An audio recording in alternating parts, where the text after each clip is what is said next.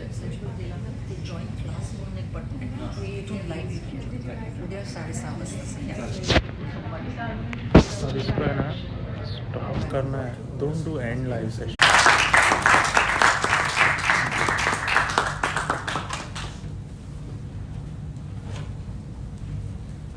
Mr. Jeffrey Armstrong, please join.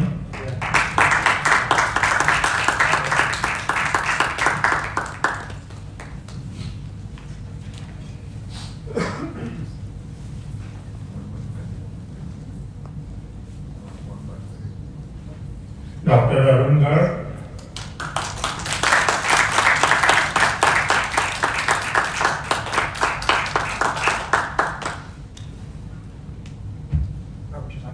Yes.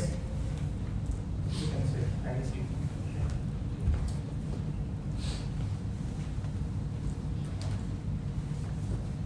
Yes.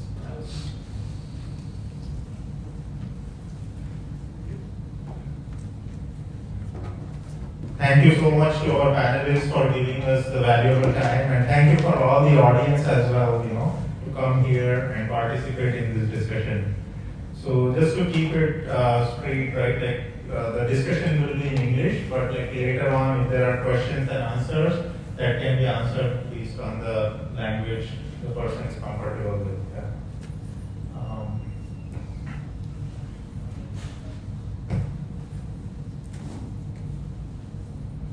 So as we start, I will just start with the prayer. Swami is also here.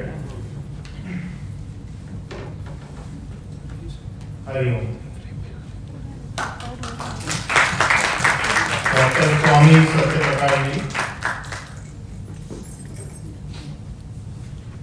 So first of all, I would like to also welcome our President, Mr. Ramesh Ji Bakshi, to greet the audience and just say a few words about the panel discussion. Thank you, Virendra. आप सभी को जय Shri Krishna and a very good afternoon to you all. And here I welcome you on behalf of Hindu Temple Burnaby on this beautiful Bhagwad Geeta discussion panel, and especially our speakers here today on discussions. So I hope we'll, in Gita we can always learn. It's not only one day, 1 year, 1 century. You can always learn. It's just a whole vast sea, Samundar hai Gita. So we can, I'm sure we can always learn. So enjoy the event. Thank you very much. Thank you.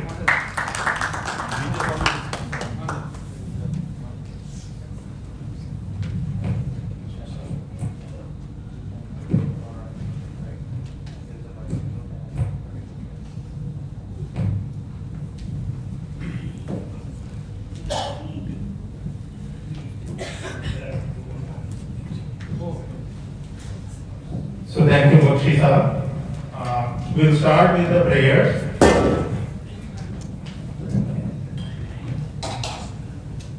Vasudeva Sutan Devam, please repeat after me. Kansa Chanura Mardanam, Devaki Paramanandam, Krishna Vande Jagadgurum, Krishna Vande Jagadgurum. So my name is Virendra Bhattad. I will be moderating the panel discussion today. First of all, I would also like to pray to my Guru Param Puja Sri Swami Govinda Giriji Maharaj, because of which I have also started on the Gita path. My journey in Gita path really started with Chinmaya mission. I would say that first of all I started taking lessons from Jaya Ji way back in 2015. So really thankful today also, all the books that she has given, I am always referring to them. So my gracious thanks to you. Thank you. And let me introduce all the panelists here. So we have our Swamiji Dr. Satya Prakash Ji. So he's here. Dr. Swami Satya Prakash, an esteemed scholar and spiritual guide, He has been serving as the senior priest at our Hindu temple Burnaby since 2012. Born in India and having spent much of his life in Kashi, he possesses deep expertise in Hindu scriptures, rituals, and spiritual teachings. So while giving the introduction, I will be brief because it's almost like putting a bucket of water in the large sea, So I can only be brief and give little bit of introduction, but everybody knows Swamiji, so that's great. And our second panelist is Mr. Jeffrey Armstrong, also Rishi Kavindraji. He's a well-known personality, founder of Vasa Vedic Academy of Sciences and Arts, co-chairman of VFA, Vedic Friends Association, and a scholar on the British Board of Dharmic Scholars. Jeffrey has a unique gift to speak the ancient Vedic yogic knowledge in a dynamic and transformative language that inspires audiences of all ages. We are really grateful to have you here and thank you for making the time to participate in this discussion.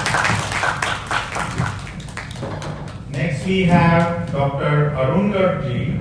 So Dr. Arun Garg ji, with his passion for health system transformation and innovating for the future, Lifetime Achievement Award has been given to him. So Dr. Arun Garg is described as a visionary. He is an exemplary role model for physician leadership in advancing care and supporting our diverse population.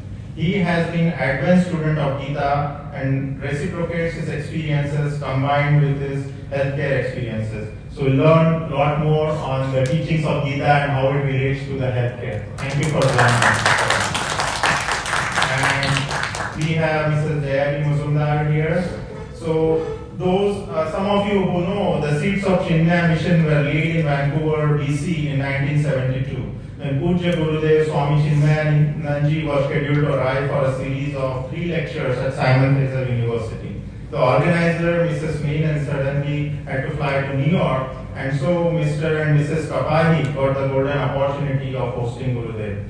Mr. and Mrs. Kapahi, very well-known names, like some of you who know, they have been very instrumental for Chinmaya mission. So that was the start of the movement and Gita studies in Vancouver. Mrs. Jaya Muzumdar conducts weekly study groups for different levels and monthly adult study classes in Vancouver and Seattle. And we have been very blessed that Chinmaya mission has organized many programs here for Hindu Temple Burnaby, and we really thank Chinmaya mission for that as well. And I would also like to thank all the board members for Hindu Temple Burnaby. They have always been very supportive for all these events and having these happen for us. So, this is a very interesting discussion. We are going to, Gita is a epic poem which is part of Mahabharata. But as we start, like the first shloka itself gives the essence of Gita. When there is only shloka attributed to Prakash, Dharma Kshetre Kurukshetre Samaveta Yutsava Mamaka Pandava Shaiva Ima Purvata Sanjaya. So it starts with Dharma, and then the end is also is ending with Ma, the whole Gita. So between Dha and Ma is the entire Gita. So hopefully, in this limited amount of time, you can get the guidance from all our esteemed panelists and move forward. So our first round is about the personal connection to Gita. So everybody has some personal connection to Gita. My connection has been, from the second chapter when Arjuna is discordant, and then Bhagwan says to him, "Kledhyam asmagama partha naitatva upavajyate shudram hridaya daurbalyam tyakto tishta parantapa." So it does not befit Arjuna for you to yield to the unmanliness. Give us such very weakness of heart. Arise and O vanquisher of enemies.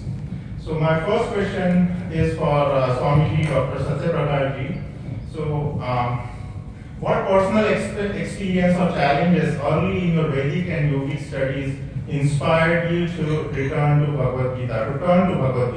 Was there a moment that made its teaching seem essential for your life? Swamiji.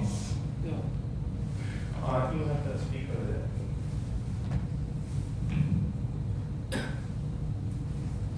Hari Om. Pranam. When I was in Varanasi, so my Guruji told me one shloka of Bhagwad Geeta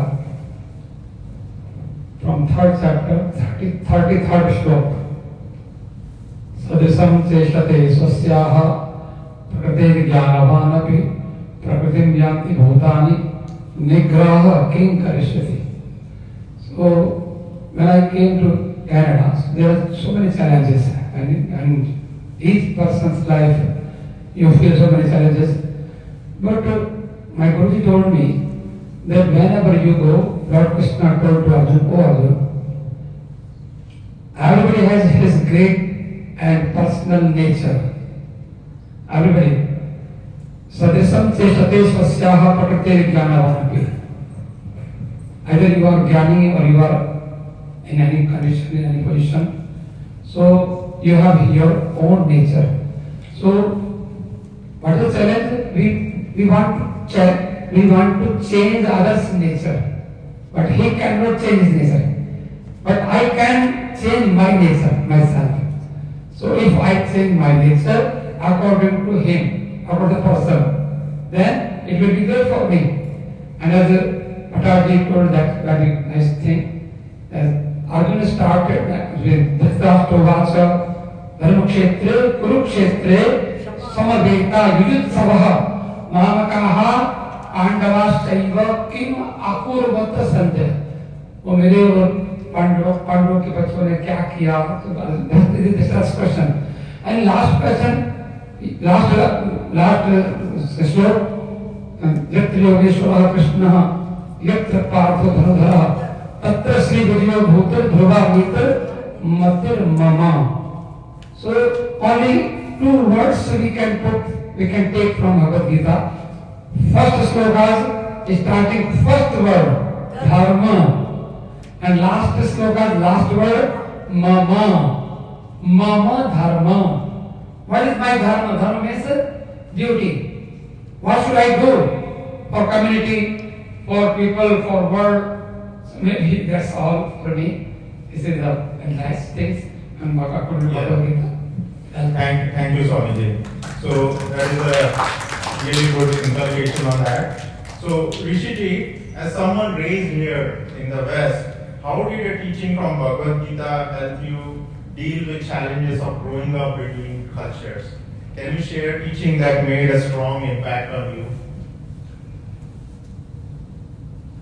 I would say, especially because we're talking about the Bhagavad Gita, that the most powerful message from the Vedic culture of Bharat is that the Supreme Being is not inaccessible and somewhere distant, but rather periodically appears in person on Mata Bhumi, on this planet. And by the way, Bhumi gave us the word human. This is the planet of humans because our mother is Mata Bhumi. So the Vedic culture personifies everything that deserves it. This planet is a being. We are in a relationship. Similarly, there are avatars, which means to descend from somewhere out of sight, take a body here, and then do something here that is valuable to the evolutionary process of those living here. And of course, the Purna avatar is the secret of this. If you were raised as I was in a Christian church until I was in university, then took a comparative degree in history and religious studies, and then went into a Vedic ashram for 5 years. What was the key to that for me? Krishnastu Bhagavan Svaya, that the Supreme Being is a person. That person comes as an avatar periodically, so that changed the whole game for me, top to bottom. In my early 20s, I went in an ashram for 5 years, and I have never stopped my loving relationship with Krishna. Thank you. Now, Jaya Muzumdar, in your work with Chinmaya Mission and young people, when you have seen the Gita make a real difference in someone's life, then have you seen that real difference being made? Why do you believe it still speaks to new generations? Hari Om. The one person for sure that I've made a difference in is me myself. I've changed. This teaching has changed me. When we were studying in the ashram, our acharyas told us that teaching should be done for learning and not for improving others. So that is what it is.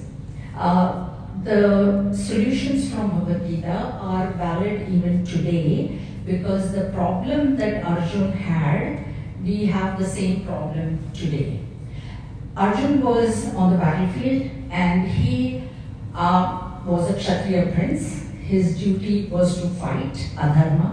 However, when he saw his grandfather and guru, he loved them so much that he did not want to kill them. So it was a conflict between what I want to do versus what is my duty. And that is what started the whole dialogue between him and Bhagwan. Today also, we have so many likes and dislikes in our mind that there is always a conflict between what I should do and what I like to do. And since the conflict is the same, the solution remains exactly the same. And that's why Bhagavad Gita is relevant in today's times, as it was 5,000 years ago, and it will remain relevant 5,000 years from now as well. Thank you so much. So, although it is Puratan, it is Sanatan. Thank you. Thank you for that context.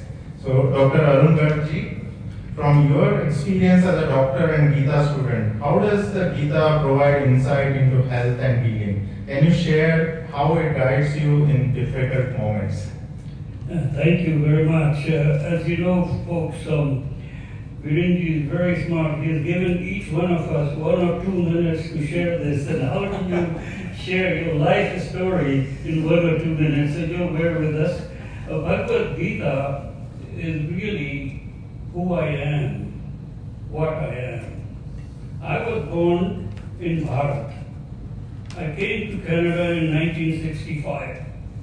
I was young, 19-year-old in Saskatchewan.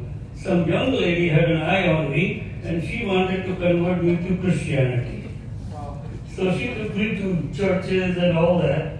And so the way Gita helped me is that she was not successful in converting me. I wasn't interested in converting her, but then she asked me a question. 1968. Okay, you are so sure of yourself, tell me, what is a Hindu? And friends, that I couldn't answer. And that started a journey. So what I want to share, and I'm so grateful to Burnaby Hindu Temple and Virendra that we are personalizing through this journey what it means to us. So from 1968, my friends, take yourself to 2010. I got a copy of this book, My Gita, by Devadan Patnaik. Bhagwad Gita has been translated into thousands different versions. There's so much wisdom there, but each one has their own. So for me to answer the question, when I read this was a eureka moment. And what basically it says is that after reading and digesting Bhagwad Gita, you have to create your own Gita. What it means to you, and what it means to you as a person. And that journey started in 2010, my friends, and so pleased to say 2025, I was able to, with Bhagwan's grace and blessings, my own Gita. So now we have a book on Bhagwad Gita, because I'm a medical doctor, and Bhagwad Gita, the way I related to it is that this is the best textbook of health. Written, we don't exactly know when, but at least 2,000, 3,000, 4,000, who cares? Something of that nature, this wisdom was collected. It is after this many years, with medical training, 17 years of schooling, I do not find any book better than Bhagwad Gita than this book. Thank you. Thank you, Dr. So Bhagwad Geeta, that's how it helps. I don't have the time how Bhagwad Geeta really is a textbook of help, but we'll get a chance to. Yes, Thank you. definitely.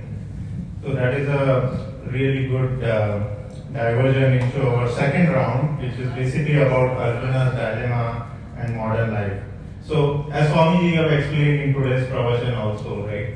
So Arjuna's situation was Vepatusha Sharire me Roma Harshasya Jayate Gandivam Sansate Hasta Tacheva Paritayate.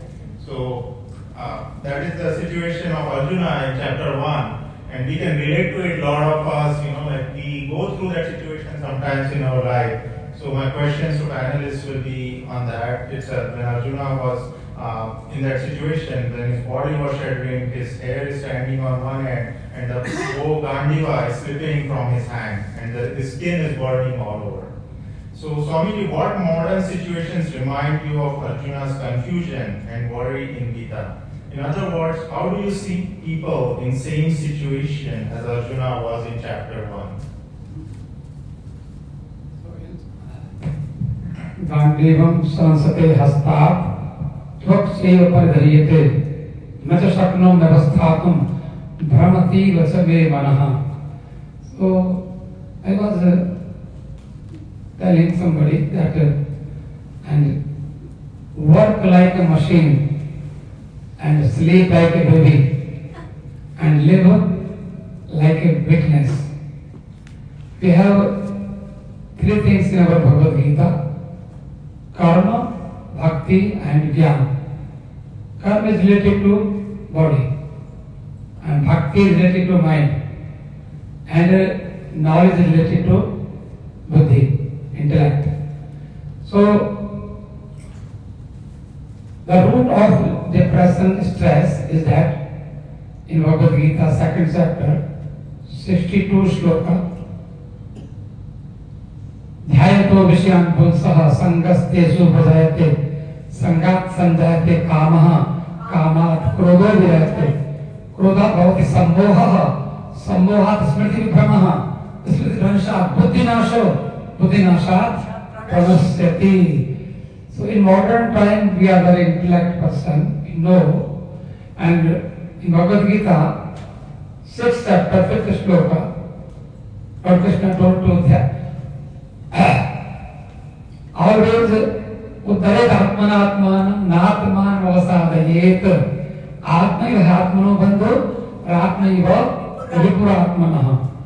So we know all Bhagavad Gita and we read essence of Bhagavad Gita and we have good decision making power, intellectual power in modern time. I know the boys come to the temple and they are stressed, very stressed, and they sit. I know one person, one girl came to me and he had a very notes and she said to me, Swamiji, I am going to compare and bringing police and I do this thing.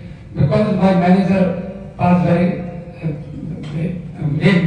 bad behavior with me, so I gave so many examples of Bhagavad Gita. And last maybe before 3 years, and then she was not ready to take them back to the case and something. I told him, why you are fighting? Bhagavad Gita is different thing, and you do what you want. You cannot make a good decision, and I'm telling you. So I gave many examples of Bhagavad Gita. Now she gave me blank check. Always she is ready to help me, and she is saying that Swamiji, you guided me according to Bhagavad Gita. So maybe I can give so many examples. Yeah, there are many examples. Yeah.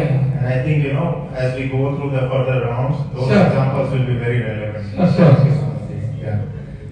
So Rishiji, how does Krishna's advice help when people face tough decisions today?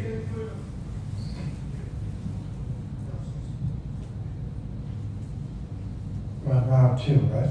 Yes. Yes. The first situation I faced was growing up in Detroit, Michigan. I had about 120 fights, street fights, growing up.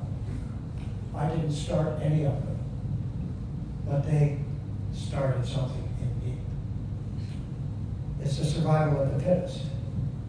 And until you feel that, Krishna, the Mahabharata, the situation of the Kuruvas and Pandavas doesn't make as much sense. But then later on, they tried to take me into the war in Vietnam. I also arranged not to go. My father was the head of the draft board. I won't tell you why they wouldn't let me, but let me just say, somehow they got the idea I was crazy. I did have a degree in psychology. What's wrong with that? Here's what I'm trying to say. When you finally get ready for an acharya, the Gita comes along. Yad yad acharati shveshtas, tat tad eveterojanaha, sayat pramanam kurute, lokas tad anuvardite. This healing message has been spreading by Bharat for thousands of years. But it took modern technology to get it across the bridges and across the rivers, or to land in the unlikely places. And of course, we all have more than one life. It's pretty clear that at a certain point in the past, I said, I volunteer. I'll take a berth in a crazy place if you come back and visit me and pull me out. And this is exactly what has happened. So as we do this today, this inner struggle was outer as well. And if you weren't strong, you just quit there, or you get broken by it there. My last name is Armstrong. I didn't start any fights, but I finished all of them. And I studied martial arts to an advanced degree. And then I went into an ashram, a Vaishnava ashram, and spent 5 years as a brahmachari. So this has given me a life. Thank you so much for your experience. That really helps us to understand like how do we face these tough decisions. So next question is for Jaya. Why is facing inner conflict important, and how does Gita help us handle it? Inner conflict is not only important, I think it is the only thing that will help us turn towards the Gita. When there is a conflict, when there is a situation outside and there is a conflict, we are very quick to give advice. It's called lip Vedanta. When something is happening with somebody else, it's very, very easy to quote Vedanta, tell them. But it becomes very difficult when that same conflict comes within us. Gita gives us techniques of mind management, people management, situation management, time management. And therefore, when we have an inner conflict, we need to study the Gita before the conflict comes, by the way. But at least it's better to start studying after the conflict arrives. So because of all these management techniques that Bhagwad Gita tells us, it will help us in managing conflicts and then personal development as well. Very good, thank you. The next question is for Dr. Arun Garg. How does dealing with inner conflict help personal growth and health based on Gita's teaching? Yeah, as you know, I'm not a scholar of Gita. I had to struggle to understand Gita, to create my own Gita. So I do want to say that you have to have something which relates to you. It could be listening to Gita, it could be going to the temple and listening to people talking about Gita. For me, I know Hindi, so I started with Hindi, and this was my book of Hindi. And it's written in 1935 in a very simple Hindi, and it's still available if you wanted to know what Gita has to say in Hindi. This worked for me. And also, I'm not putting a plug because my friend Rishi is here, but Rishi book on Bhagwad Geeta is one of the best translation in English. Because Mahatma Gandhi was when I was using, but Mahatma Gandhi grew up in colonial time, So his language still had a lot of colonial words. And that didn't work for me because the word soul is very different than Atma. So I just want to say that this particular edition takes out all the colonial words and truly go as close as you can to Sanskrit or to Hindi. So we're very grateful to Rishi for producing this and for me. So based on this learning and teaching, and in a constant search of relating it to myself, what it means is how Gita has shaped me. And essentially what Gita is based on, there are 6 philosophies in Hindu sciences, and I call it Indus Valley Vedic Yogic science. So it takes out the whole politics, that whole civilization of 12,000 years predates anything else.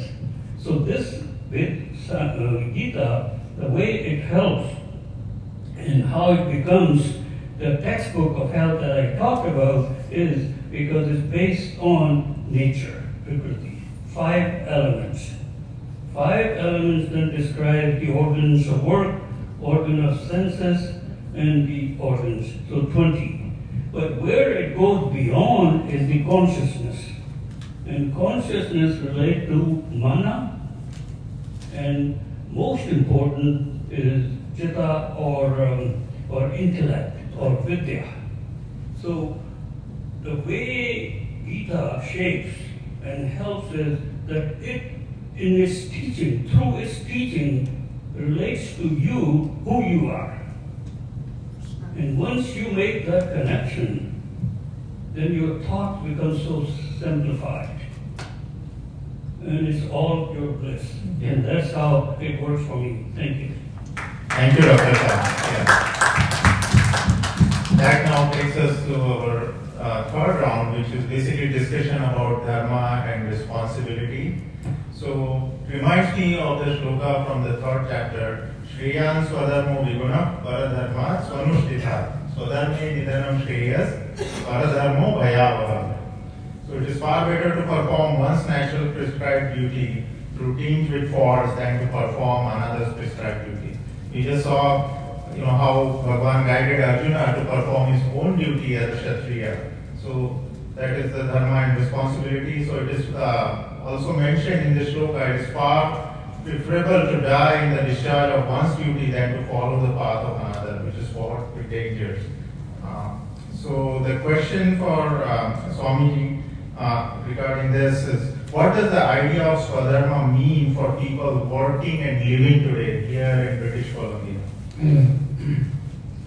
So everybody knows that what Swadharma is in Varnashram Vyavastha according to our Indian culture.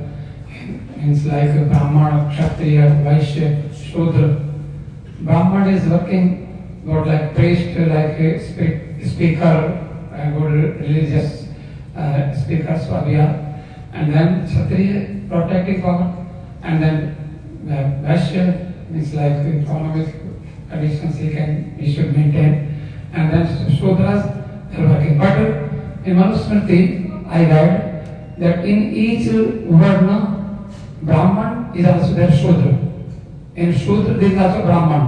So, and actually, if we go to that, what is Dharma? Dharma means our existence. Dharma means like fire is there. If fire is not burning, we cannot say that is fire. What is Dharma? You are Atma, you are soul. Lord Krishna told that, oh Arjuna, Indriya, 9 sub from Gita came from Upanishads. Indriya Vyaparahi Arthaha, Arthebhyasya Param Manaha, Manasatva Param Buddhi, Buddhair Atma Mahan Paraha.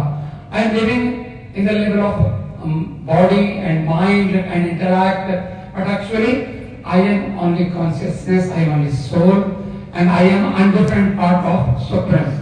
And my dharma means like fire cannot burn, and my dharma is like I am indestructible. Nobody can destroy me. So I am soul, I am Atma. So like in Bhagwad Geeta, 14th chapter, na rupamasyeha tathopalabhyate nanto na chadra nasa sampatishtha ashwatthamenam suviludamula masanga shastrena dridhena chitva. Whatever we are looking, including my body. If I am body, I am Swami. So I am body. So I am body. What is dharma of body? Like Bhagavad Gita, sarva dharman parityajya mamekam sharanam braja aham pasara papebhyo mokshishyami masusam. Another thing is existence. As we know, without ocean, no wave can exist. Mai sarvavidam protam sutre mani gana iva. As we know, without electricity, no appliance can work. We know without gold, no ornament can exist. So without gold, without God, nothing is actually existing in this universe. So my dharma is, I am God's. Lamamai mansho, jivaloke, jivota sanatana, manasastarindriyani, prakritastani karshati. So the question is, who am I? If I will realize according to Gita, who am I, then there is no problem, and I will obey my duty, and I will think about my dharma, and I am a different part of Supreme. This is so, thank you. Thank you, Swami. For that. So, Rishi, the next question is for you. How can Gita help us balance personal goals with family and community duties?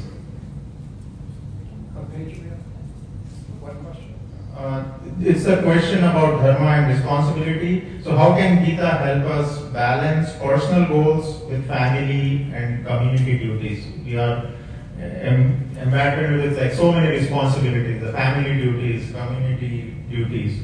So how do you balance that?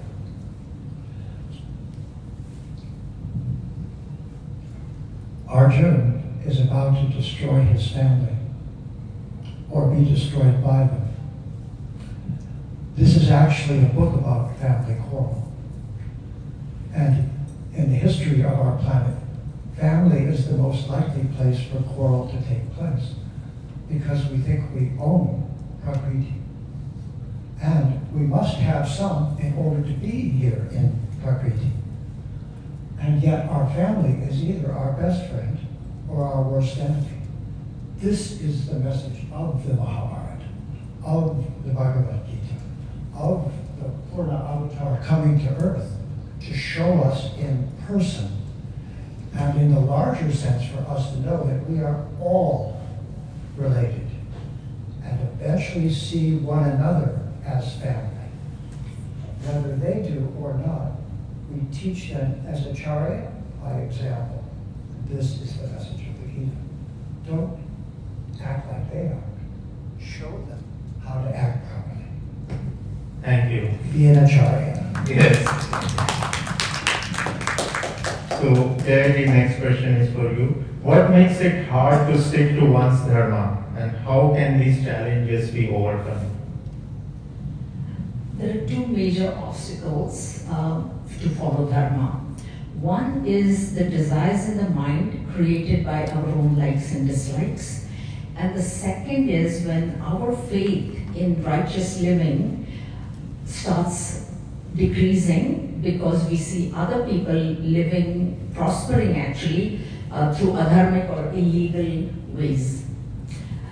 The way to control desires is by neutralizing likes and dislikes.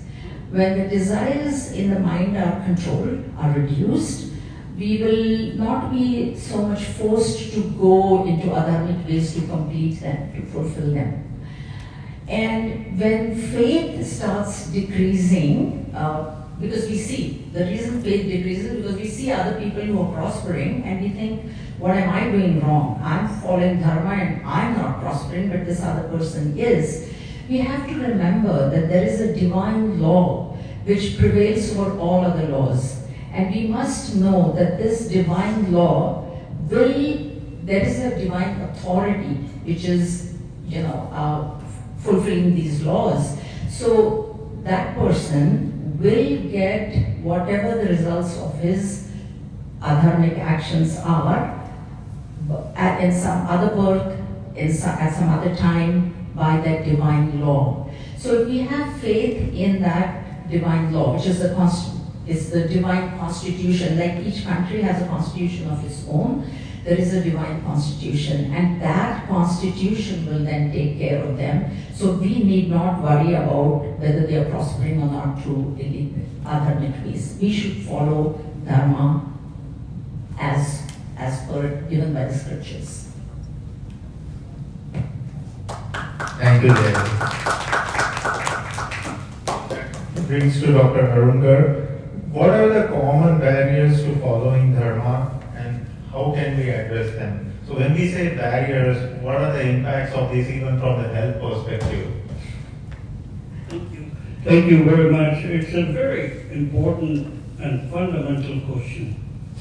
In my journey of trying to bring concept of health and making awareness of health, the same question was asked. What are the barriers? And friends, the biggest barrier is essentially awareness or lack of awareness. We as person do not really know who are we. And I think this was alluded earlier by Rishi and Swamiji in terms of relating to yourself. So I would say Bhagwad Geeta has a recipe, but you have to seek it. So the barrier is first realizing what I call self-realization, self-awareness, self-culture, and a little bit once in a while selfies. That brings awareness. And Bhagwad Geeta in its own wisdom have all those answers. And I will finish that with saying that not only it has answers, it has all the practice tools. It has all the wisdom which will make you happen if you're listening. And that is yogic science. Indus Valley Vedic yogic science. So you have to have a mentor, you have to have someone you can listen to, you believe in, you have to have a belief of your own, you have to read whatever language, whatever form, but you have to not only read it or listen to it or go through the paraphernalia you're doing it, you have to really realize yourself what it means. So that's the barrier, and yogic science gives us the two very critical tools to open that mind. One is proper breathing, pranayama, and other is meditation. And when done properly, and that's the key, when done properly, 99% of the time, people just doing for the sake of doing it. It's really not working from their self-realization. And when it does, my friend, there are no barriers. Thank you. That is a very good, interesting inculcation. So we read it, pranayama, and but properly doing it, that's a very important thing.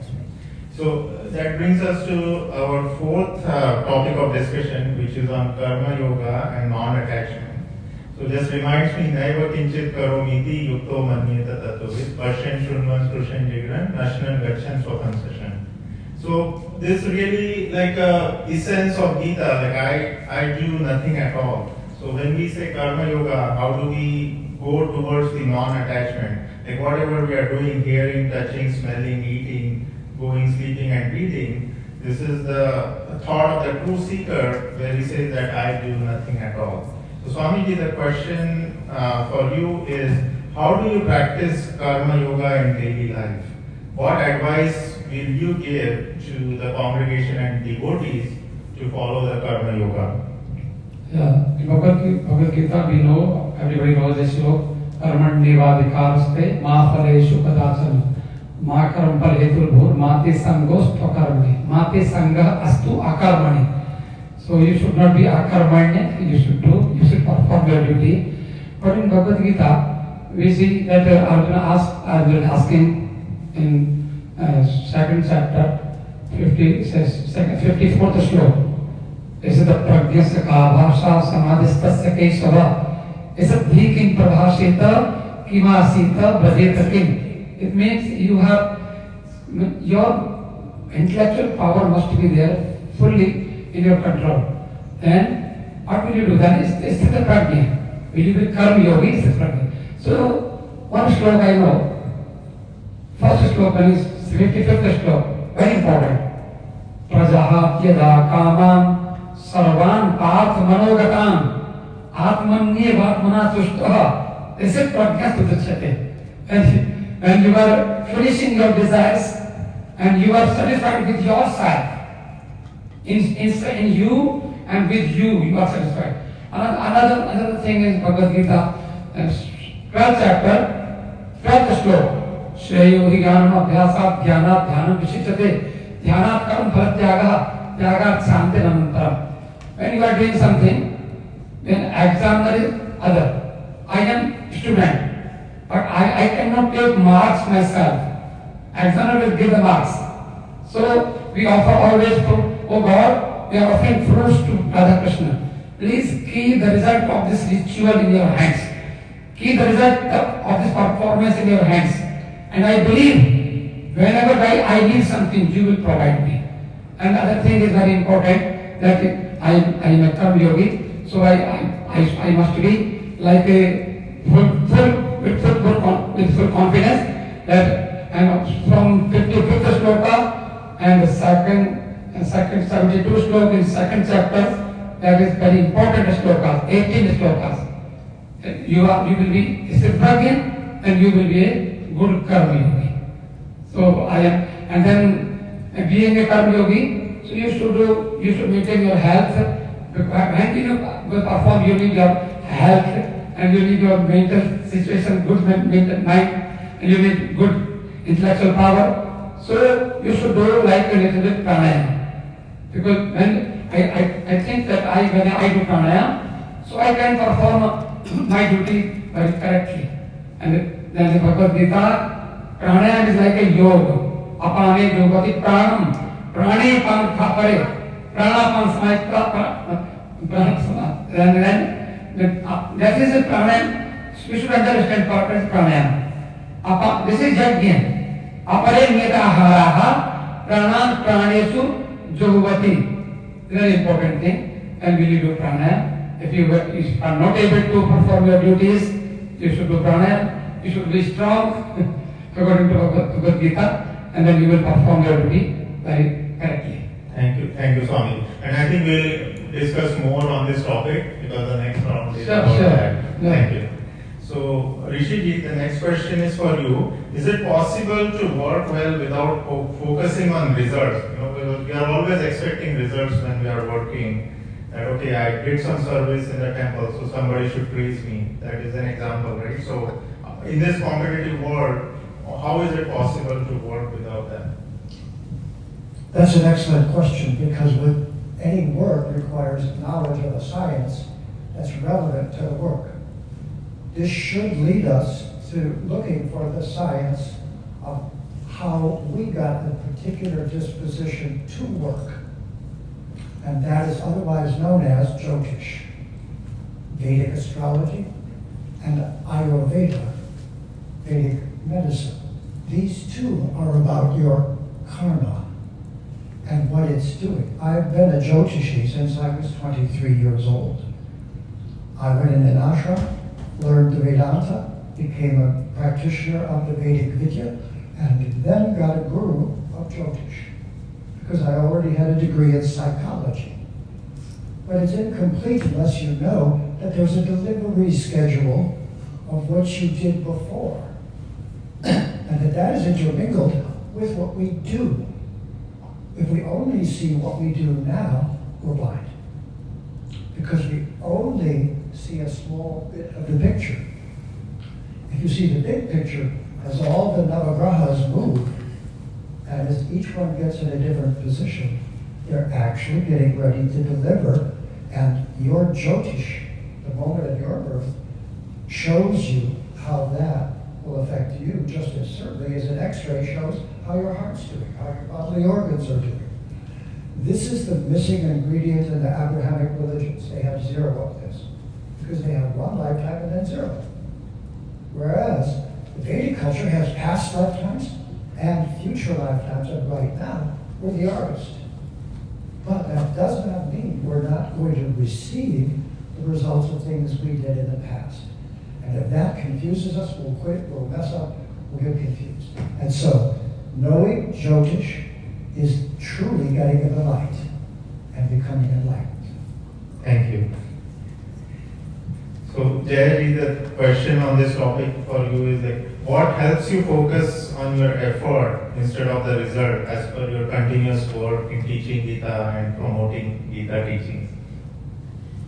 Okay. What Bhagwad Geeta says is that, first of all, karma phala data, the giver of all results, is Ishvara himself. And that result, that outcome, is always dependent on two factors.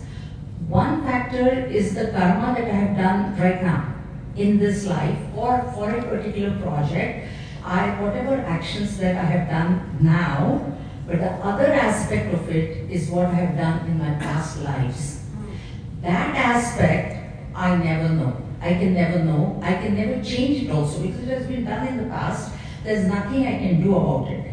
Since result or outcome of any action is based on two factors, one of it is unknown, only one is in my hands. Bhagavad Gita tells us, Karmani eva adhikarastu. You have right only on action itself and never on the result, because of this reason. And that's why we are wasting our energy when we keep thinking of the outcome. What is going to happen? Is this going to happen? Is this not going to happen? Instead of wasting energies on something that we don't know and we have no control over, it is better to use all that energy, put all that energy in action that is being done today. And when you focus your attention, complete attention on the action today, without worries of the past, anxieties of the future, the result is going to come. And that is why knowing this principle will help us focus on present and not worry about the future or the past. Past is dead and gone. We cannot do anything about it. Future is an imagination, so no need. Stay in the present, work hard, and outcomes will come. Thank you. So, Dr. Saab, what health benefits come from focusing on efforts and results, and how does science support this based on your studies? Thank you very much. Virendra, I must congratulate you the way you have framed the questions and the way you have decided the order. Because everything which I'm basing my thoughts on have been shared by my three esteemed colleagues. So there is a logic and there is a science behind it. So thank you very much. It must have been a lot of thought.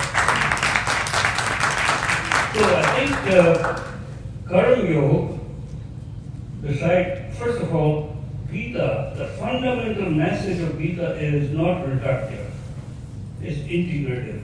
So Karma Yoga is not enough. It describes Karma Yoga, Bhakti Yoga, Japa Yoga, Jnana Yoga, and Raj Yoga. And all five work in tandem.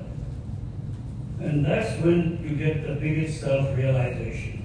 So that's the important point, because people, especially in modern world, especially with European reductive thinking, tend to compartmentalize very quickly. And I think that would be a great disservice to Indus Valley Vedic yogic science, which is integrative. So we have to differentiate between effort and the result and the outcome. And some of this has been said.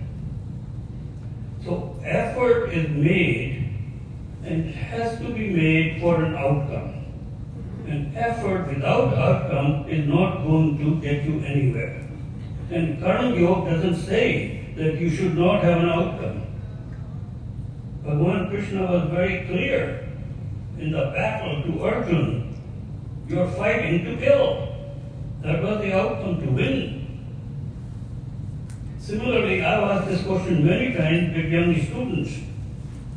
I want to study this, I want to be a doctor, I want to be this, I want to be that. That's not the outcome.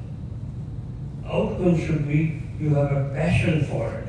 You want to learn. So the effort is going to university. Outcome is that you are coming out of it a wise person. And that's what the true sense of term yoga is. So it's selfless and it is without fruits. And when you follow that, there are no barriers. Thank you. So the next round we have is for mind meditation and inner stability. So I'll just come to the question straight to Swamiji. What teachings from Gita help you keep a calm mind during tough times? Yeah. So in tough times, I think ईश्वर सर्वभूतानां हृदय से जन तिष्ठति ब्राह्मण सर्वभूतानि यंत्रारूढ़ानि माया. What is offering in my life?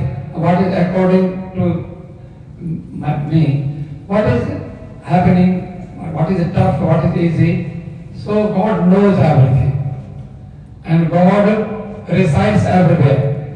In my friends, in my enemies, in my whoever who are doing bad action with me.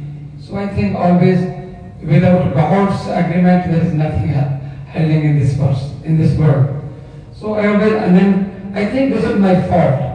God is giving the punishment or God is giving something, and I want to cure myself that apichet duracharo bhajate mam ananya bhag sadhurev samantabhyah samyak vyavasito hi sah क्षिप्रम धर्मात्मा शाश्वत शांति में गच्छति कौन्ते प्रतिजानीहि न मे भक्तः प्रणश्यति.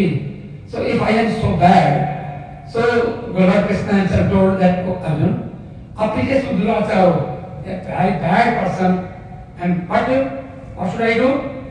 I do my man adhatsva. I have to chant mantras. I have to concentrate in God. Then God will help me always. Then apichet bhajate mamanya bhag. And ananya chintyanto mam yena paripasate tesa mityayuktanam yogakshemam ahamyam. Whatever we don't have, He will provide me. Whatever I have, He will protect me. So God is always with me. I think Bhagwad Geeta is helping me, and I am alive, and I'm taking enjoyment. I am enjoying my life. And I am taking benefits of young age in old age. Yes? Yes. Thank you. So Rishiji, next question is for you. What simple daily habits from Gita help reduce stress or anger? For you, the question is, what simple daily habits from Gita help reduce stress and anger?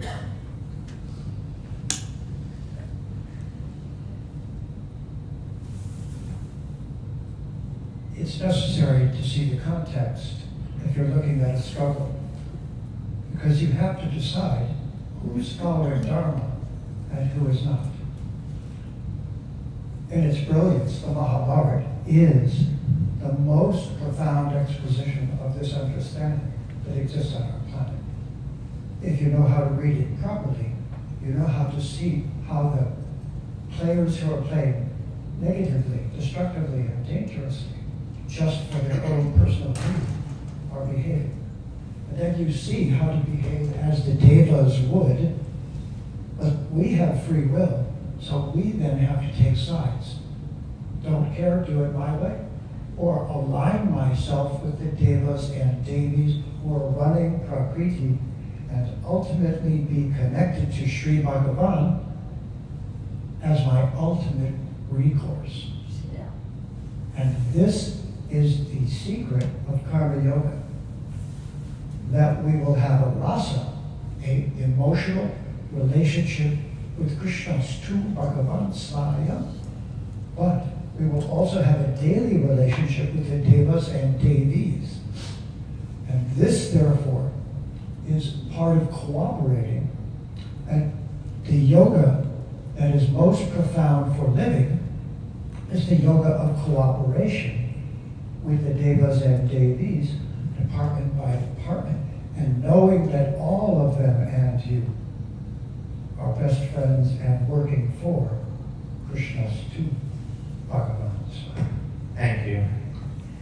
So that brings to another important question. Why is meditation important, and how can beginners get started, Jayaji? Meditation helps calm our mind and make it single-pointed. Even in the material field and also definitely in the spiritual field, what we need is a very calm, purified mind which is single-pointed. Because the ultimate Vedantic meditation is on only one statement, and that's Aham Brahmasmi. I am that pure consciousness. To keep the mind, to make the mind worthy of even staying at that point is the huge process. Once you make the mind stay on there, it is done. But meditation in our daily life, because it is a means to reach the highest, in our daily life, we all have busy schedules, but it would help if we could take a few minutes off from our busy schedule and assign it to ourselves, our time to sit quietly in one place without having a to-do list, without having any worries of what is to be done, and just close our eyes and sit. Try it just even for 5 minutes and see how difficult it is. It's extremely difficult to just sit and do nothing, because we are used to just running around with a to-do list. So meditate, and that will help you calm your mind, and when the mind is trained to sit quietly in a particular place every day, it disciplines. It gets a discipline. And after a while, the mind is what is going to tell you, I want to sit now and I don't want to do anything. I want to just sit calmly. Very, very important to have a calm mind. Material field also, spiritual emancipation, for spiritual emancipation, very, very, very necessary. Otherwise the knowledge won't arise. Yes. Thank you so much. Yeah. You can try to practice this, but as you said, it's always very difficult. So, Dr. Saab, the next question about this for you is, how can meditation and studying the Gita work together to improve mental health? How should a beginner start to improve their mental health? As a doctor, obviously you can never get away by prescribing. So this is essentially the question is how. I think I will answer it that in this very Vedic yogic science not only describes a problem, not only describes the solution, but also prescribe how to do it. So Bhagwad Geeta, which is based on Sankhya Yoga philosophy, also derives quite a bit from Patanjali Yoga Sutras. In a way, they work in tandem. So again, it's integrative thinking. There is no reductive thinking. There is no magic solution. And a lot of people want instant answers. There are no instant answers. There is no panacea. But practice, practice, practice. When I first started the practice of meditation, I'm very fortunate, married to a young lady, 55 years now, who has been a yoga practitioner. But it didn't do anything for me, it didn't touch till I started 2010. And people will say, go to meditation. And they will say, focus on this, focus on that. And I said, what gibberish that is? I just didn't understand. So you have to have a lot of patience. And that patience, and the biggest piece missing, the link missing is understanding the teaching of Gita to you.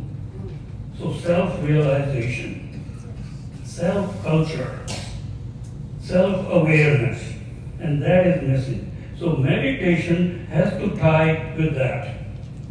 And then meditation works, because yogic science says yoga chitta vrati nirodha. And the key piece is vrati, and that is the thought. And what we're trying to do through this is calming the mind so thoughts become organized. And that's what meditation is, at least for me. It's my interpretation. Every one of you will have your own interpretation. And I will never argue this way or that way.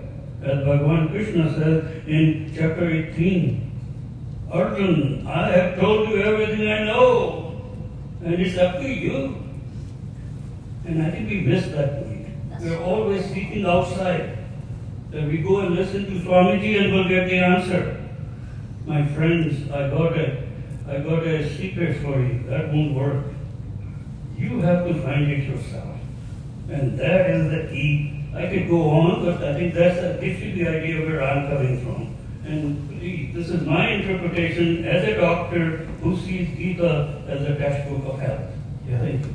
Yeah, thank you. I think the time is so limited and we discussed this such an important topic. Thank you for the context and giving it in a very nice way. So that brings us to the last topic of discussion, which is leadership and social responsibility. Paritranaya sadhunam vinashaya cha dushkritam dharma sansthapanarthaya sambhavami yuge yuge. So how the Lord has protected the righteousness to annihilate the wicked and reestablish the principles of dharma, and that is in a way also responsibility and leadership. So on that, Swamiji, the question is, what leadership traits of Krishna are most needed today, especially in the context of where we live right now, all the challenges we face? What leadership traits would you say that are needed for us? Swami. Lord Krishna is a good leader. We can say that he is, and Krishna, not only Krishna, Arjuna is doing other work. Means Arjuna is fighting and listening Gita. And Krishna himself teaching and driving the chariot. So leadership is a good teacher. And when you are, when we experience, Dr. Saab is giving medicines, but he knows all the prescription is giving, but practically he knows what the medicine will do. So, as a good leader, is practicing in himself, and then teaching, then you will be a good leader. And if I am not myself, akarmanya karm yaha pashet, akarmani cha karm yaha, sab buddhiman manushyesu sayukta Krishna karm. I love this sloka. From 4th chapter, 18th sloka. Always I am doing, but I am doing nothing. Because I am doing, but somebody other is doing. God is doing. I karmani akaram yaha pashet. Akarmani cha karm yaha. I am doing nothing. But still, nahi kachik sanapi jatu tishthatya karma krit. Always we are doing. So this is, we are always learning from Bhagwad Geeta. And I did leadership course from Simon Fraser University and community capacity building course from Simon Fraser University. And I always try to match Bhagwad Geeta's and then our modern science, what are saying there. So I am very happy, and this is enough for me that I am taking Bhagwad Geeta in my life, and I want to be a good leader, and maybe you will be a good leader too. You should lead first your life, and Bhagavan Prakash said, yes, इंद्रियों के परे मन के परे बुद्धि और बुद्धि के परे आत्मा. So I am not, I cannot say, oh driver, where you want to go, you go. Because our steering is like a mind and intellect is like a driver. And I am owner of this chariot. मैं रखी हूँ और मेरा जो मन है, इंद्रियां घोड़े हैं.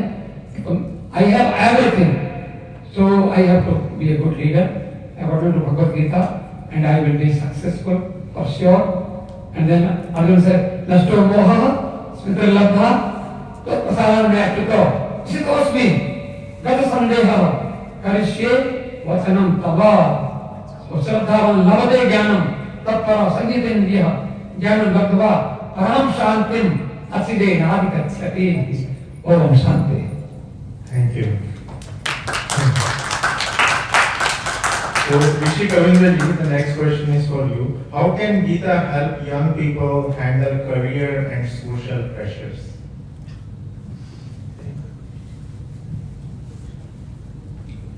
As I said earlier, I came to the Vedic Vidya entirely from the outside.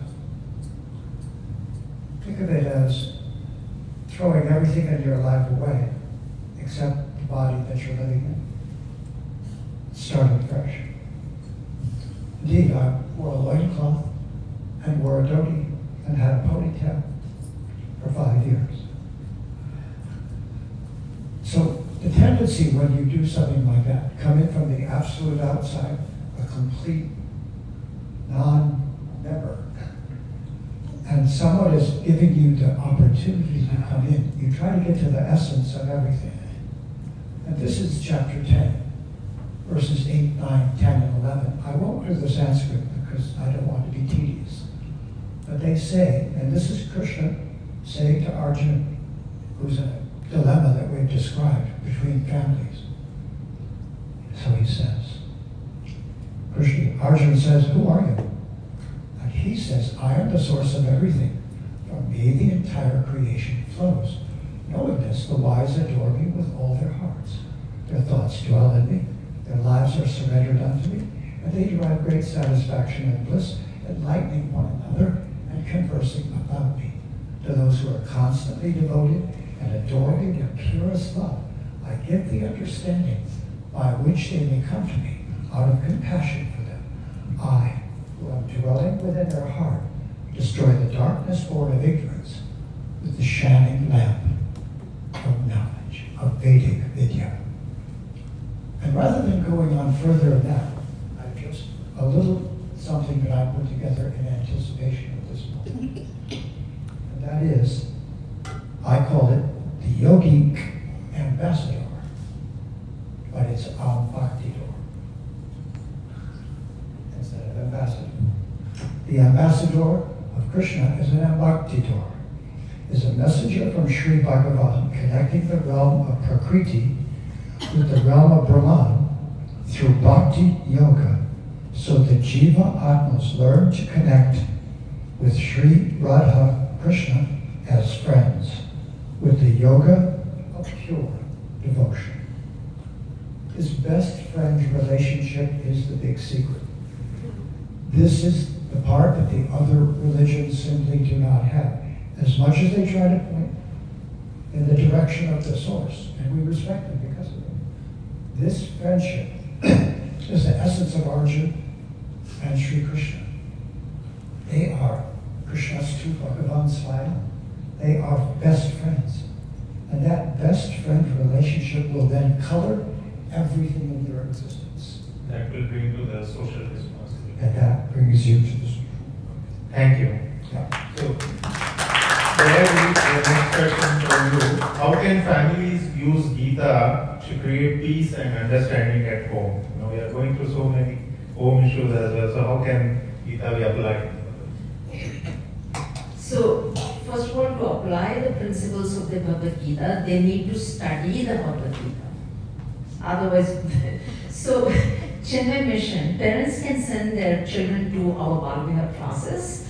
Their children are taught the principles of scriptural principles through stories from the Puranas, the Mahabharata, Ramayana, etc. And parents also, we conduct classes for adults in which we teach Bhagavad Gita, we teach the other texts based on the commentaries of Bhagavan Adi Shankaracharya. So what I would suggest is that parents start sending their children to our classes.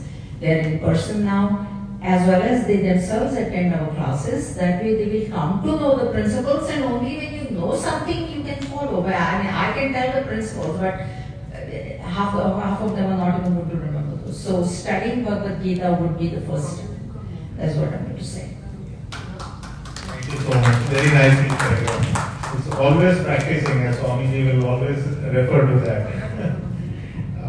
So So Dr. Saab, the last question for you right now is like, how can families apply Gita's teaching to live healthier and serve others better? Thank you very much.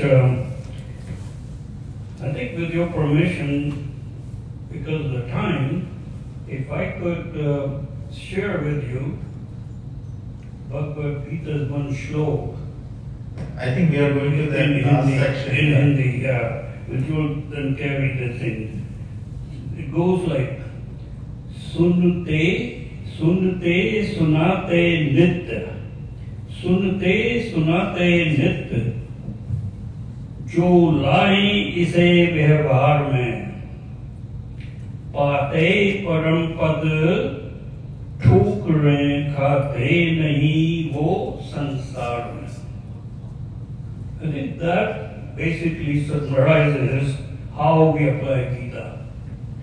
Sunte, that means you have to learn, self-realization, very deep. Not just go to somewhere and listen, that's not enough. Sunte. Then sunate. That means now you're sharing. So you learn and then you teach. Nitya. And I said that before. Practice, practice, practice. You never get to the destination. It's a journey. Sunte, sunate, nitya jo lane ise vyavhar mein. And that's the key. You have to put in action. पाते परम पद ठोकरें खाते नहीं संसार में. Very nice. Thank you. So really, I'm going to close this with a 1 minute rapid fire. So just one verse from Gita that you see is very relevant to you and it changed your life. And what does it mean for you? So Swamiji, for you, like, which is the most favorite Gita verse for you? Verse or which shloka? When in the correct situation, we can say in Bhagwad Gita, 15th chapter, 5th shloka. You have to follow. Nirmana moha jita sanga dosha adhyatma nitya vinivritta kamaha dvandvai vimuktaha sakudukka sange gacchantya mudhaha padamavyayam tat. So we should get अव्यय पद. हमको हम लोग retire हो जाते हैं लेकिन ऐसा पद हमको मिल जाए कि जिससे हम रिटायर ना हो. और उसके लिए एलिजिबिलिटी 7 एलिजिबिलिटीज. निर्माण मोहा, मान नहीं मोह नहीं, जित संग दोषा. यानी गंगा गए तो गंगादास, जमुना गए तो आप आते करे बहुत अच्छा लगता है. तो ऐसे गच्छन्ति अमूढ़ाः. मूढ़ क्या होता है? मोह वैचित्य. हमारा चित्त जो विपरीत हो जाता है, जो हमें करना चाहिए वो नहीं करता, तो हम मूढ़ हो जाते हैं. और जो करना चाहिए करते नहीं. कार्य में कहते हैं कर्तव्य में कर्तव्य प्राणी कंठ करते रहते, अकर्तव्य न कर्तव्य प्राणी कंठ करते रहते.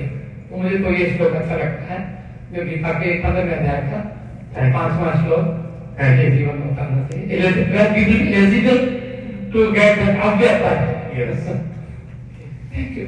And how about you doing something? What is the favorite verse and that relates to you? Coming in as I did from the outside, completely. Finally, one verse became the summary for me. Yad yad acharati shrishtas tatad evetaro janaha sayat brahmanam kurute lokastad anuvartate. Somehow I'm supposed to set an example because I now know something very important. And so I asked myself again and again and again, what is it? And the answer was Krishna's two Bhagavan smile. Krishna's my best friend. I have no other deeper friend. This is my commitment. This will never change. This lifetime, it is decided. I have decided. I will never undecide. And therefore, I am here to do seva on behalf of my true master. Thank you. Jaya ji, for you. Sukhe dukhe same kritva, labha labho jaya jayo, tato yudhyaya yujyasva, naivam papam vapsasi. Having made pleasure and pain, gain and loss, victory and defeat the same, you engage in battle for the sake of battle. Thus you shall win and not incur sin. This verse has prompted me to become very equanimous in each and every situation that life has thrown at me. It reminds me to keep my mental poise and balance no matter what challenges I face in life. And that's why this is my most favorite verse from the Bhagwad Geeta. Thank you. Dr. Saab, how about you? Obviously, it's very difficult, and I think it's impossible. And I will be very presumptuous to say there is one shloka. I do want to say that. I would say Gita itself is a nectar of 5,000 years of wisdom. It only has 700 shlokas, and every one of them is very, very big. I would add 200 shlokas from Gitanjali Yoga Sutras, so 900 shlokas. If you self-realize those, you got the key.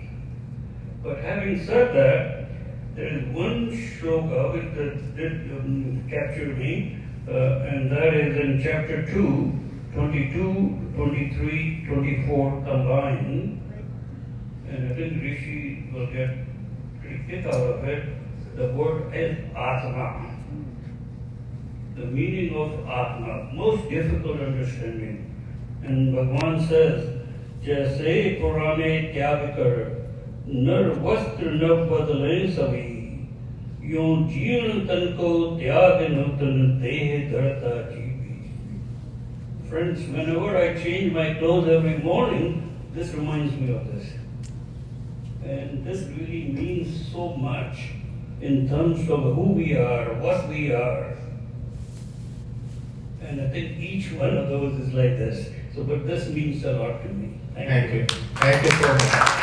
So that comes to the conclusion for our different rounds right now. So at this time, we would be really happy to take any questions and answer. Hopefully, yes. Thank you. Yeah. Yeah.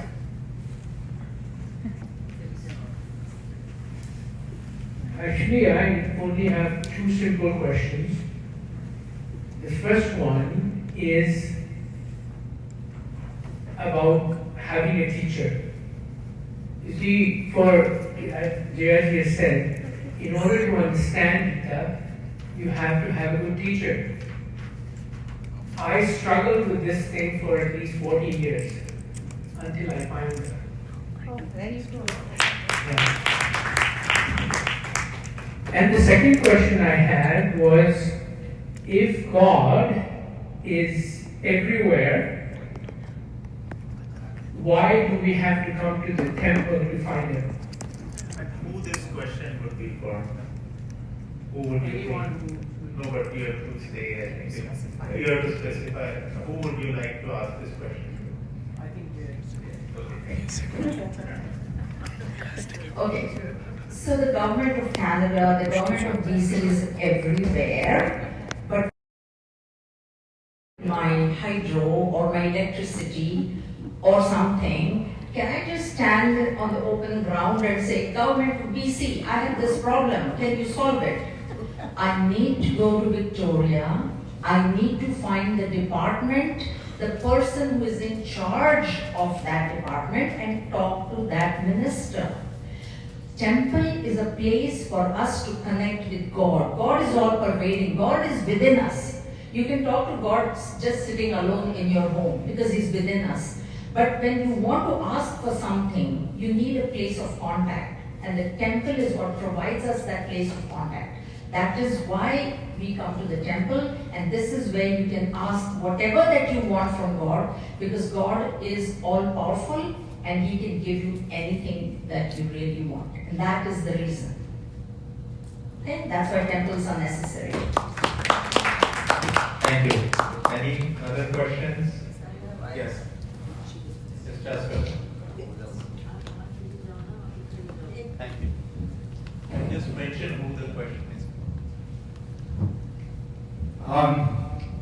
this was such a, first of all, thank you for arranging this. Thank you so much. And today, And also everybody who is participating, they so we all are really fortunate to witness this occasion, and this was God sent. Nobody forced you to come here, so I think inspired you to come here, and we heard so many nice things which we can take home. Now the question I have is, who should we really thank for all this knowledge which is given in Gita?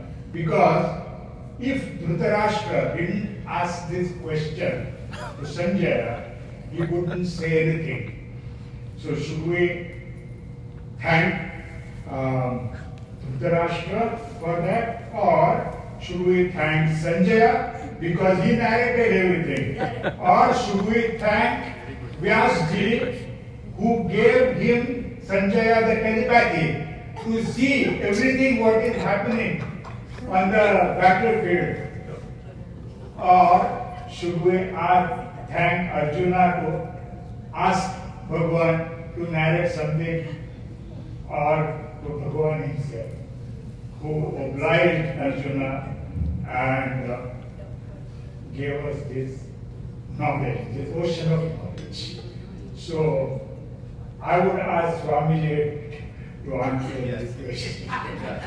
Swami, I think, yeah, it's a very pertinent question. This is a really good question, Chaskar. So, please. नहीं, बहुत अच्छा है आपका प्रश्न। ये हम तो कहेंगे कि सभी लोग इम्पोर्टेंट हैं और वो यदि आप नहीं हैं तो हम किसको सुनाएंगे? सबसे ज्यादा इम्पोर्टेंट तो आप ही हैं हमारे लिए। ऐसे भगवान, ईश्वर भगवान की लीला है, वो बोलता आप है और सुनता है आप। ना कोई उसके माँ सिवा देखा, यार को हमने बजा बजा देखा, कहीं बंदा कहीं खुदा देखा। ये ईश्वर की लीला है और ये भगवान की लीला से ही श्रोता वक्ता ज्ञान निधि कथा राम के गुण, ये दोनों ही अच्छे होते हैं। और जिन्होंने भी, इसीलिए हम प्रशंसा करते हैं भट्टाड जी की, उनके मन में ये विचार आया। और हम लोग तो, मुझे तो पता भी नहीं था कि कौन से क्वेश्चन मेरे से पूछे जाएंगे, मुझे पेपर मिला, लेकिन ये चलो और अच्छा है कि वो भगवान ही हमारे माध्यम से जो कुछ भी कहते हैं वही ईश्वर की सत्ता में तो मानता हूँ, ईश्वर ही है और बस, और तो कोई है नहीं है। We are all reflection of God. Reflection, ब्रह्म सत्यम जगन मिथ्या जीवो ब्रह्मैव न परः। इसलिए सभी इंपॉर्टेंट हैं और भगवान की जो सत्ता है वो परिपूर्ण है।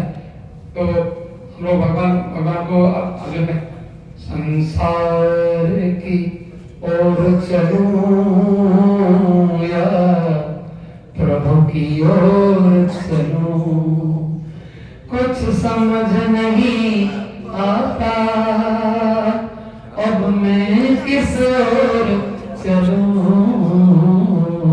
संसार की ईश्वर के बिना यहाँ कुछ भी नहीं। और इसलिए अब समझ में आया है संसार की ओर नहीं, बस प्रभु की ओर चलो।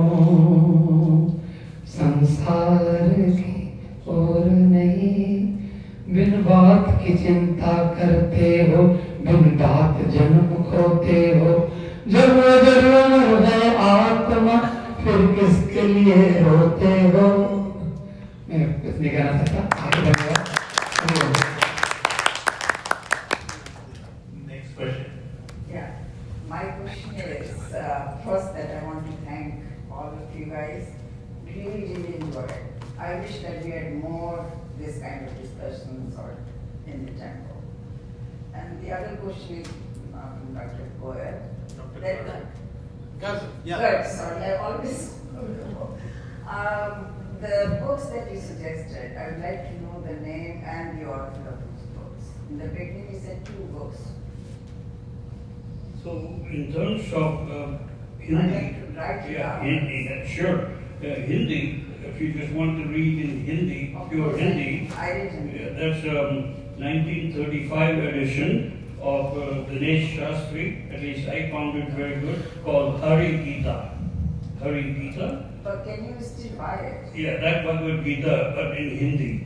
And Rishi's book on Bhagwad Geeta is for young people who do not know Hindi, who do not know Sanskrit. The English word of Rishi Kavindra's book is one of the best translations.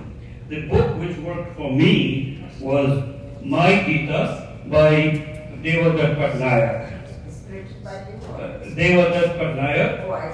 And this book is available on Amazon. And what it does is it kind of forces your mind to apply what you're learning to yourself. And if you're really interested in health and what Gita says about your health, without putting a plug for my own book that we have written, Gita and Health. And it's available on Amazon and $9.99. And what it has is that taking a doctor's perspective of what Gita is teaching you, what health is, and how the yoga and gunas and all the wisdom in Gita, how it relates to day for your health. So that's those are the books. Yeah. The name I will forget, right? Yeah, so I think we can take it later. Yeah. I can give you, I'll get your email and I'll send you the photos. So I think we will have one more question, and Mr. Varun is going to come. Hello. Firstly, thank you. A very stimulating discussion, and I feel like I learned a lot. My question was for Rishiji, Dr. Garg, and Mrs. Muzumdar. Swamiji, I'm leaving you out of this because आप प्रवचन शायद हिंदी में और संस्कृत में देते होंगे.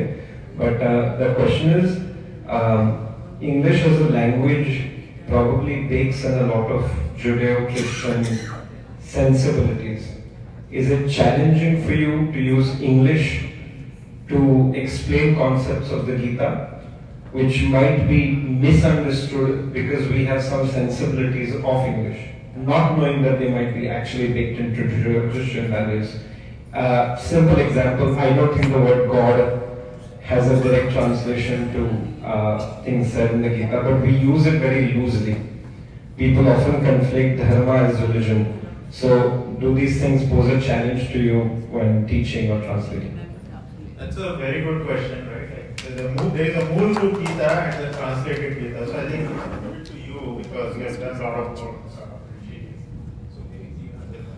I have the mic. Yeah, you can speak to it. Well, first of all, what a wonderful Sangha. I was inspired by what we've just done to share with you a song that I wrote 14 years ago with a friend of mine named Michael Cassidy. So it's more about the, the translation, It's how- actually a direct song about Yeah. Bhagavan Sri Krishna. Yeah.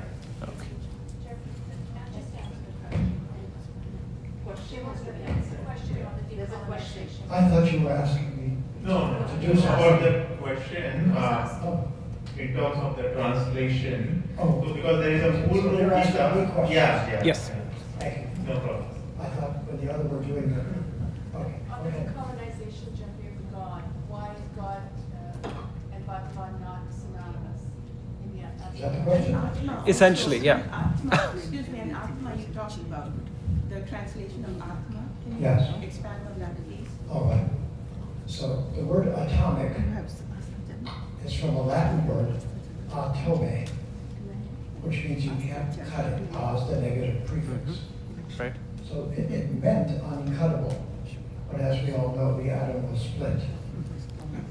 So the atma is the root word of that in the Sanskrit, which all of the Abrahamics conveniently forgot, not wanting Sanskrit to be the mother language of all of this knowing, but it is. The single message today, and in Vedic culture is Sanskrit is the most perfect language on our planet. And it has been used in a profound way by a descent of the supreme persons to our planet at times in history, leaving a message that did not get distorted over time because of its perfection. Samskritam, the perfected language. So, Om Namo Bhagavate Vasudevaya. Bhagavan is 6 qualities: beauty, wealth, strength, fame, knowledge, and detachment, to an unlimited degree. Shri Bhagavan. Thank you so much. So that concludes our discussion and questions and answers. But like if there are any additional questions later on, please feel free to reach us and we will find a way to reach out to our panelists and answer those questions. But really appreciate, as I said, this is a yajna. I think the most important that Swamiji mentioned, like all you participants, to come here and take such an interest and inculcate yourself in this discussion. I hope we can follow some of these things in our daily lives. Now there is like a few announcements right now. Jayaji would like to make some announcement. Yeah. On behalf of the mission, we would like to present a copy of the Holy Gita, a commentary by Gurudev Swami Chinmayananda. Perhaps we can give one in English and 2 in Hindi. So our President Shadaji will bring them over for the panelists.